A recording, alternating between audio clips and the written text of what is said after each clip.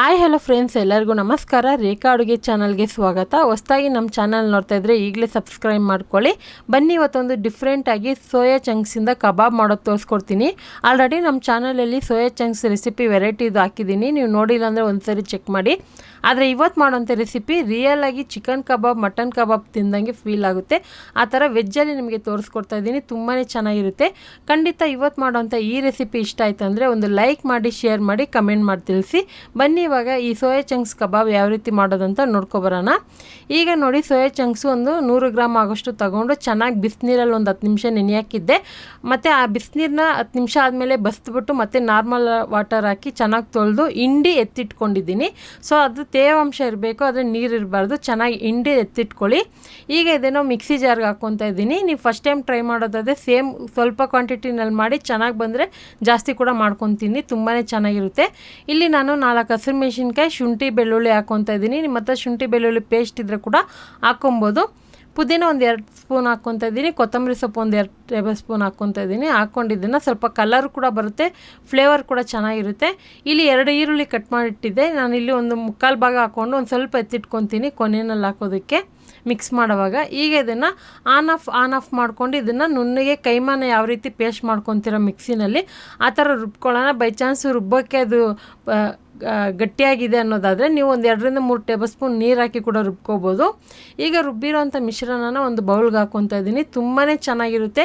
Soya ಚಂಕ್ಸಲ್ಲಿ ಮಾಡಿರೋದಂಥ ಹೊಸದಾಗಿ ತಿನ್ನೋರಿಗೆ ಗೊತ್ತೇ ಆಗೋದಿಲ್ಲ, ಅಷ್ಟು ಚೆನ್ನಾಗಿರುತ್ತೆ. ಇದನ್ನು ನೀವು ಕೈಮಾ ಥರ ಎಣ್ಣೆಯಲ್ಲಿ ಡೀಪ್ ಫ್ರೈ ಮಾಡಿ ಇದನ್ನು ಒಂದು ಗ್ರೇವಿ ಥರನೂ ಮಾಡ್ಕೋಬೋದು ಅಥವಾ ಬಿರಿಯಾನಿ ಥರನೂ ಮಾಡ್ಕೋಬೋದು.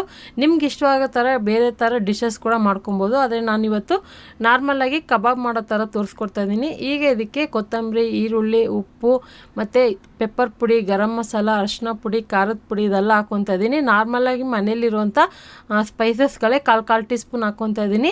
ಬೈಂಡಿಂಗೋಸ್ಕರ ಅಕ್ಕಿ ಹಿಟ್ಟು ಹಾಕ್ಕೊತಾ ಇದ್ದೀನಿ. ದೊಡ್ಡ ಸ್ಪೂನಲ್ಲಿ 2 ಟೇಬಲ್ ಸ್ಪೂನ್ ಹಾಕ್ಕೊತಾ ಇದ್ದೀನಿ. ಚಿಕ್ಕದಾದರೆ ಒಂದು 4 ಟೇಬಲ್ ಸ್ಪೂನ್ ಹಾಕ್ಕೊಳ್ಳಿ. ಮಿನಿಮಮ್ ಆದರೆ ಒಂದು 1/4 ಕಪ್ ಆಗೋಷ್ಟು ಅಕ್ಕಿ ಹಿಟ್ಟು ಹಾಕೋಬೇಕಾಗುತ್ತೆ. ಅಕ್ಕಿ ಹಿಟ್ಟು ಕಡಿಮೆ ಆಯಿತು ಅಂದರೆ ಸೋಯಾ ಚಂಕ್ಸು ಎಣ್ಣೆಯಲ್ಲಿ ಫ್ರೈ ಮಾಡುವಾಗ ಎಲ್ಲ ಬಿಟ್ಕೊಳ್ಳುತ್ತೆ. ಸ್ವಲ್ಪ ಅಕ್ಕಿ ಹಿಟ್ಟು ಜಾಸ್ತಿನೇ ಹಾಕ್ಕೊಳ್ಳಿ. ಬೈ ಚಾನ್ಸ್ ಅಕ್ಕಿ ಹಿಟ್ಟಿಲ್ಲ ಅಂದರೆ ನೀವು ಕಡಲೆ ಹಿಟ್ಟು ಅಥವಾ ಕಾರ್ನ್ಫ್ಲೋರ್ ಕೂಡ ಯೂಸ್ ಮಾಡ್ಕೋಬೋದು. ಈಗ ಇದನ್ನು ಗಟ್ಟಿಯಾಗಿ ಕಲಿಸ್ಕೋಬೇಕಾಗುತ್ತೆ. ಗಟ್ಟಿಯಾಗಿ ಅಂದರೆ ನಮಗೆ ವಡೆ ತಟ್ಟೋಕ್ಕೆ ಶೇಪ್ ಬರಬೇಕು, ಆ ಥರ ಗಟ್ಟಿಯಾಗಿ ಕಲಿಸ್ಕೋಬೇಕಾಗುತ್ತೆ. ಎಕ್ಸ್ಟ್ರಾ ನೀರೇನು ಬೇಕಾಗೋದಿಲ್ಲ. ಇದನ್ನು ನೀವು ರೌಂಡ್ ಶೇಪಾಗಿ ಕಟ್ಲೆಟ್ ಥರನೂ ಮಾಡ್ಕೋಬೋದು ಅಥವಾ ಸಿಲಿಂಡ್ರ್ ಶೇಪ್ ಥರನೂ ಮಾಡ್ಕೋಬೋದು. ನಾನು ಈ ಥರ ಶೇಪಲ್ಲಿ ಮಾಡ್ತಾಯಿದ್ದೀನಿ. ಅಥವಾ ನಿಮಗೆ ಈ ಥರ ಡೀಪ್ ಫ್ರೈ ಮಾಡೋದಕ್ಕೆ ಇಷ್ಟ ಆಗೋದಿಲ್ಲ ಅಂದರೆ ಎಣ್ಣೆಯಲ್ಲಿ ಬೋಂಡ ಬಜ್ಜಿ ಮಾಡೋ ಥರನೂ ನೀವು ಮಾಡ್ಕೊಬೋದು. ಅದೇ ಮಾಡೋವಾಗ ಚಿಕ್ಕ ಕ್ವಾಂಟಿಟಿಯಲ್ಲಿ ಸೈಜ್ನ ಚಿಕ್ಕ ಸೈಜಲ್ಲಿ ಮಾಡ್ಕೋಬೇಕಾಗುತ್ತೆ. ನಾನು ಇದನ್ನು ಜಸ್ಟ್ ಸ್ವಲ್ಪ ಎಣ್ಣೆಯಲ್ಲಿ ಫ್ರೈ ಮಾಡ್ಕೊತೀನಿ. ಈಗ ಒಂದೊಂದೇ ಜೋಡಿಸ್ತಾ ಇದ್ದೀನಿ. ಸೊ ನೀವು ಬೇಕಂದರೆ ಈ ಥರನೂ ಮಾಡ್ಕೋಬೋದು ಅಥವಾ ಬೇರೆ ಒಂದು ಸ್ಪೂನ್ 2 ಸ್ಪೂನ್ ಎಣ್ಣೆ ಹಾಕಿ ದೋಸೆ ಹೆಂಚು ಮೇಲೆ ಫ್ರೈ ಮಾಡೋ ಥರನೂ ಮಾಡ್ಕೊಬೋದು. ಯಾಕಂದರೆ ಇದು ಸೋಯಾ ಚಂಕ್ಸಲ್ಲಿ ಪ್ರೋಟೀನ್ ಇರೋದ್ರಿಂದ ನಾವು ವಾರಕ್ಕೊಂದ್ಸರಿ ಆದರೂ ಇದನ್ನು ಸ್ನ್ಯಾಕ್ಸ್ ಆಗಿ ಅಥವಾ ರೈಸ್ ಆಗಿ ಗ್ರೇವಿ ಥರ ಯಾವ ಥರ ಆದರೂ ಮಾಡ್ಕೊಂಡು ತಿನ್ಬೋದು. ಆಲ್ರೆಡಿ ನಮ್ಮ ಚಾನಲಲ್ಲಿ ಸೋಯಾ ಚಂಕ್ಸಲ್ಲಿ ತುಂಬ ವೆರೈಟಿ ರೆಸಿಪಿ ಹಾಕಿದ್ದೀನಿ. ನೀವು ನೋಡಿಲ್ಲ ಅಂದರೆ ಒಂದು ಸರಿ ಚೆಕ್ ಮಾಡಿ. ಈಗ ಇದನ್ನು ನಾನು ತಿರುವಾಕೊತಾ ಇದ್ದೀನಿ.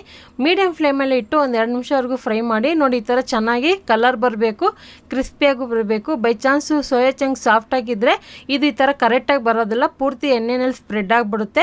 ಸೊ ಅದಕ್ಕೆ ನೀವು ಅಕ್ಕಿ ಹಿಟ್ಟು ಅಥವಾ ಕಡಲೆ ಹಿಟ್ಟು ಸ್ವಲ್ಪ ಜಾಸ್ತಿನೇ ಹಾಕಿ ಬೈಂಡಿಂಗೋಸ್ಕರ ಮಿಕ್ಸ್ ಮಾಡ್ಕೊಳ್ಳಿ. ಇದನ್ನು ನಿಮ್ಗೆ ಇಷ್ಟ ಆದರೆ ನಿಂಬೆ ರಸ, ಈರುಳ್ಳಿ ಜೊತೆ ಸರ್ವ್ ಮಾಡ್ಕೊಳ್ಳಿ ಅಥವಾ ಟೊಮೊಟೊ ಕೆಚಪ್ ಜೊತೆ ಸೂಪರಾಗಿರುತ್ತೆ. ಖಂಡಿತ ಈ ರೆಸಿಪಿ ನೀವು ಒಂದು ಸರಿ ಮಾಡಿದ್ರೆ ಮತ್ತೆ ಮಾಡ್ತಾ ಇರ್ತೀರಾ. ಈ ರೆಸಿಪಿ ಮನೇಲಿ ಟ್ರೈ ಮಾಡಿ, ಯಾವ ಥರ ಬಂತಂತ ಕಮೆಂಟ್ ಮಾಡಿ. ಹಾಗೆ ಈ ರೆಸಿಪಿ ಇಷ್ಟ ಆಯ್ತು ಅಂದರೆ ಲೈಕ್ ಮಾಡಿ, ನಿಮ್ಮ ಫ್ಯಾಮಿಲಿ ಫ್ರೆಂಡ್ಸ್ಗೂ ಶೇರ್ ಮಾಡಿ. ರೇಖಾ ಅಡುಗೆ ಚಾನಲ್ನ ಹೊಸದಾಗಿ ನೋಡ್ತಾ ಇದ್ದರೆ ಸಬ್ಸ್ಕ್ರೈಬ್ ಮಾಡ್ಕೊಳ್ಳಿ. ಈ ವಿಡಿಯೋ ನೋಡಿದ್ದಕ್ಕಾಗಿ ಎಲ್ಲರಿಗೂ ಧನ್ಯವಾದಗಳು. ಟೇಕ್ ಕೇರ್, ಬಾಯ್.